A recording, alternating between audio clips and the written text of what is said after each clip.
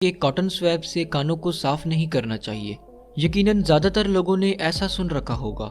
इसलिए आज की इस वीडियो में हम जानने की कोशिश करेंगे कि कॉटन स्वैब हमारे कानों के लिए कैसे नुकसानदेह है और हमें क्यों इसे अपने कानों को साफ करने के लिए इस्तेमाल नहीं करना चाहिए, और ऐसा कौन सा तरीका है जिसके ज़रिए से हमें अपने कानों के अंदर मौजूद एयर वैक्स को रिमूव करना चाहिए। हमारे कान की एयर कनाल में कुछ स्पेशलाइज्ड सेल्स मौजूद होते हैं जो कि सेरोमिन प्रोड्यूस करते हैं। सेरोमिन को एयर वैक्स भी कहा जाता है। एयर वैक्स एक नेचुरल सब्सटेंस है जो कि एसिडिक और ऑयली नेचर का होता है। इसकी प्रेजेंस की वजह से जर्म्स जैसा कि फंगस और बैक्टीरिया हमारे कान में ग्रोथ नहीं कर सकते और हमारे कान इन्फेक्शन से बचे रहते हैं।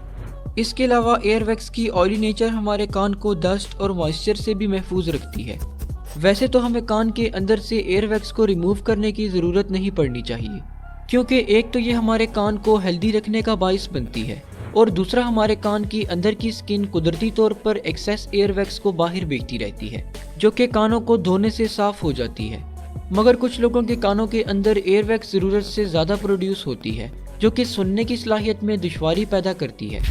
ताहम अगर कोई शख्स कानों को साफ करने के लिए कॉटन स्वैब का इस्तेमाल करता है तो ये कॉटन स्वैब एयर वैक्स को मजीद कान के अंदर धकेल देता है, जिसकी वजह से एयर ड्रम के पास एयर वैक्स का एक प्लग सा बन जाता है और फिर ये एयर वैक्स नेचुरल मैकेनिज्म के जरिए कान से बाहर नहीं निकल पाती और वक्त के साथ साथ ड्राई और सख्त हो जाती है और हमारे सेंस ऑफ हियरिंग को कमज़ोर कर देती है। इसके अलावा कॉटन स्वैब एयर ड्रम को पंक्चर भी कर सकता है जिससे कि हेयरिंग लॉस हो सकती है। इसलिए कभी भी कानों को साफ करने के लिए कॉटन स्वैब का इस्तेमाल नहीं करना चाहिए।